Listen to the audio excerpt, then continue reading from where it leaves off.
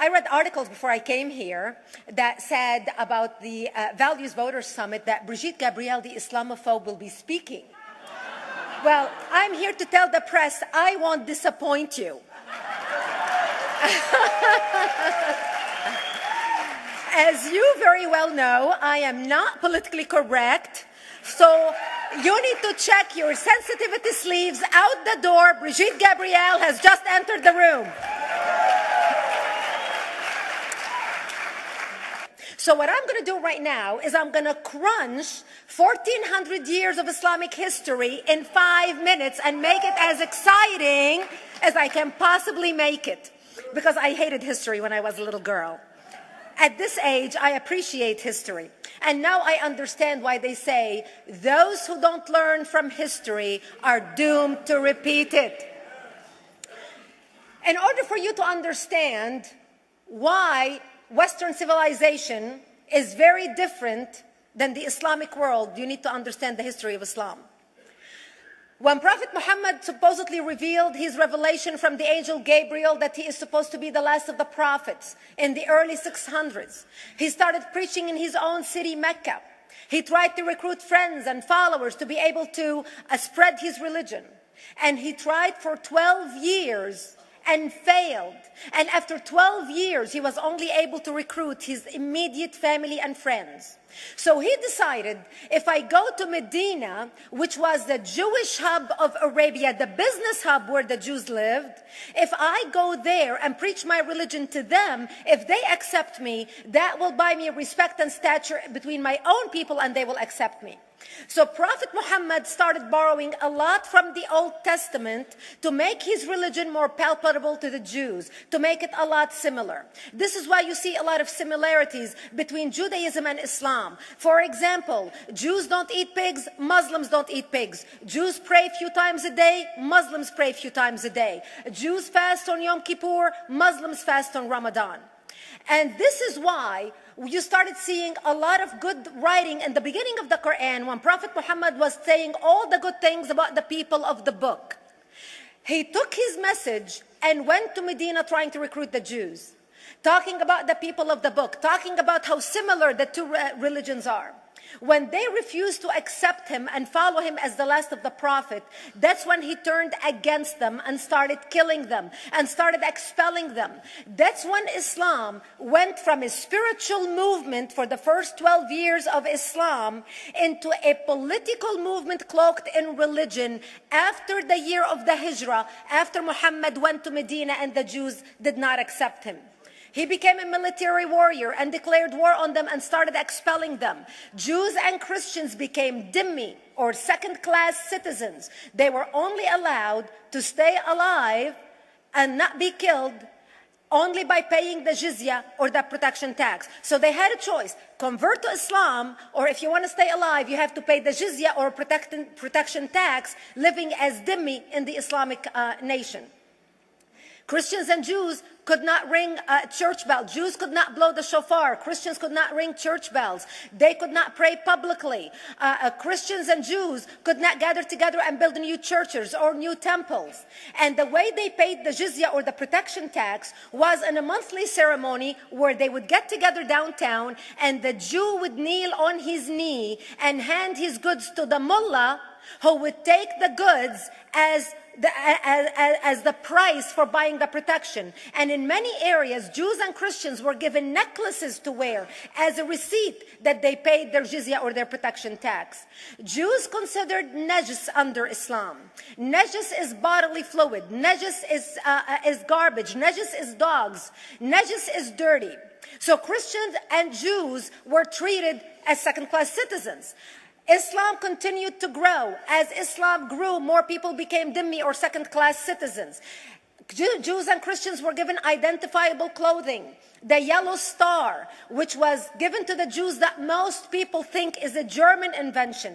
It was actually an Islamic invention in the 9th century in Iraq by the second Khalif al-Mutawakkil of Iraq, who invented the yellow star for the Jews to be identified as they walked down the street.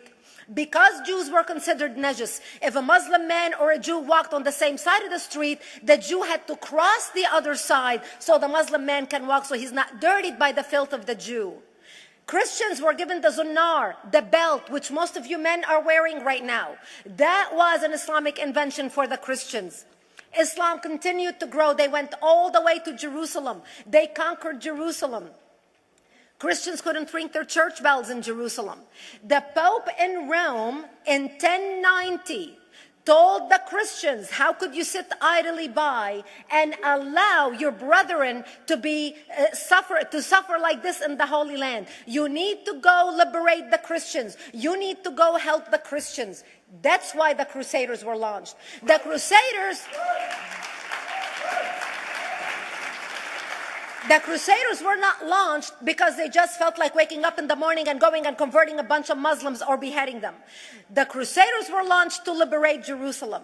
And they were able to liberate Jerusalem for less than 100 years before Salah ad-Din al-Ayyubi, Saladin, took it back, and Jerusalem remained under Islamic control until 1967, when the State of Israel liberated Jerusalem, where Christians, Jews, and Muslims could pray under the same sky.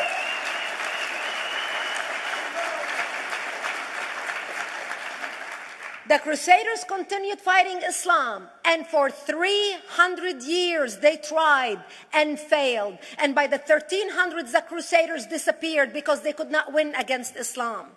Islam continued to expand. They went all the way to Central Europe. They went all the way to China. They went to India. They conquered Spain. They changed the name of Spain from Spain to Andalusia. And they started, as they advanced, as they conquered more nations, more people paid the jizya or the protection tax. And this is how the Islamic Empire grew. It went all the way until they was stopped at the gates of Vienna on 9/11. 9/11 is not a date that Osama bin Laden just picked out of a hat. 9/11 is a symbolic date in the Islamic calendar. By the 1600s, Islam had covered more of the earth's surface than the Roman Empire did at its peak. Between the 1600s and the 1800s, the Europeans were experiencing the European Industrial Revolution, where the Europeans were able to invent products on factory lines, where they are able to make money and sell products, which gave them the money to build a strong army in order to fight the Muslims. And that's how they were able to stop them at the gates of Vienna on 9/11. The Europeans started the pushback against Islam. They pushed them out of Europe. They pushed them out of all the way to the Middle East and North Africa. By 1924, the Islamic Empire ended. In 1924, the Islamic Caliphate ended in Turkey by President Ataturk, who was a secularist.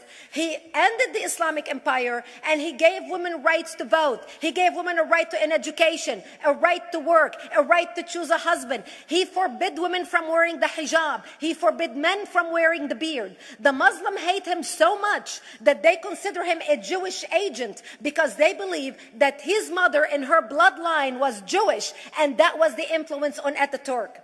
By the time the Islamic Empire or the Islamic Caliphate or the Islamic State ended in 1924, the Islamic Caliphate had existed for 1400 years, and it ended less than 100 years ago.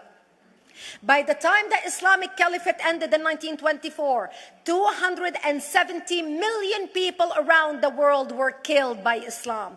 270 million. And we didn't have weapons of mass destruction, and there was nuclear weapons. All of these people were killed, butchered by the sword. The people in the world, less than 100 years ago, how many people knew this history? Please raise your hand. We in America have failed to educate our children about history. We in America failed to educate our population about history. Our children in high school, you take any 17, 16-year-old kid, 18-year-old kid, and ask them about World War II. They can't even tell you what happened in World War II. For them, it's ancient history, and we still have our World War II veteran walking among us. That's how little we know of history. Islam ended in 1924, the Caliphate. People thought the Caliphate will never be resurrected. The Caliphate will never come back. But two things happened in the Middle East. In the last century, that made the Islamists be able to resurrect the caliphate. Number one is the discovery of oil in Saudi Arabia, which we were able to discover and were stupid enough to allow them to nationalize it. And the number two that happened was Ayatollah Khomeini coming to power in 1979.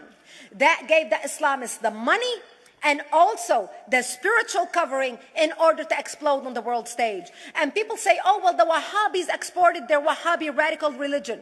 The Wahhabis are the name of Wahhab. They're not a different sect of Islam. They follow the authentic preaching of Prophet Muhammad, the way Prophet Muhammad lived and practiced his religion. This is why neither you or me or any infidel can step a foot in Mecca, because as far as they're concerned, we are filth. And as infidels, we're not allowed to step a foot, not President Obama and not anybody else. As a matter of fact, Al-Qaeda used to use Saudi Arabia and its success as an excuse to recruit members, as the example to show them how Allah has blessed Saudi Arabia because of the way they adhere to the tenets of Islam. And today we talk about ISIS. ISIS is not a new invention. ISIS resurrected the caliphate that ended less than 100 years ago. Except we are too ignorant and too uninformed to understand what ISIS is doing and why ISIS is succeeding.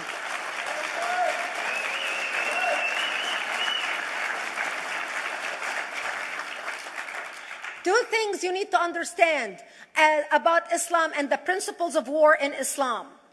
One is the law of taqiyya, which means lying and deception. It means that a Muslim man can lay his hand on the Quran and swear that he is telling the truth, knowing that he is lying, but also knowing that the Quran will forgive him because he is advancing the cause of Islam. The second thing you need to know about is that the Treaty of Al-Hudaybiyah, which is an Islamic principle of war and a model on how to deceive your enemy when you have to sign peace treaties with your enemy. And it is based on an example by Prophet Muhammad. Prophet Muhammad was attacking the Meccans and their caravans when he was living in Medina. One day he attacked them because this is how he got the goodies. He would attack them, rob them, and spread the goodies among his men. And this is how he was able to recruit, because this is how people made money without working. And so he attacked the Meccan caravans. When he realized he's not able to defeat the Meccans in that city of Al-Hudaybiyah, in that place, he signed a 10-year treaty with them. Does that sound familiar? A 10-year treaty with them that says he will not attack them, he will have peace with them, he will not declare war on them. Muhammad used the treaty for 2 years to build his military, strengthen his army, and when he realized he was strong enough to attack his enemies when they least expected it, because they thought they had a peace treaty with Muhammad, he broke the treaty, attacked them 2 years later, and Mecca fell within 24 hours because they were not expecting the attack. And that became a principle of war in Islam. And to give you an example of how that is practiced, this is why anything signed with Iran means nothing to them. And to give you an example of how this law has been put to use in recent history, Yasser Arafat, who's not an Islamist, but he is a Muslim, met with the Israelis and signed the Oslo Accord in 1993. Remember all the handshaking at the lawn of the White House? The Oslo Accord, Yasser Arafat used the peace treaty, the Oslo Accord with Israel, to get Israel to bring him back and give him his territory, finance his military, train his police, and give his police the weapons. Yasser Arafat broke the Oslo Accord 8 years later, didn't even wait 10 years, and declared the second intifada in 2000, and all hell broke loose. He used the same treaty to win and deceive against his enemies and deceive his enemies. When Jordanian press, after Yasser Arafat signed the Oslo Accord with Israel, and Egyptian press would interview Yasser Arafat, and they would say, how could you sign a peace treaty with the devil? How could you sign a peace treaty with the Jews? Yasser Arafat will tell them, remember Hudaybiyah. That's all he would have to say. The whole Muslim world knew exactly what Yasser Arafat was talking about. We in the West and the Jews in Israel, it was over their heads. Nobody understood what Hudaybiyah was referring to. And this is the type of deception that we are dealing with. So when Iran signs a peace treaty with the United States for 10 years, they are using us as useful idiots, as gullible, ignorant people who are signing a peace treaty with the devil in order for Iran to continue her thing.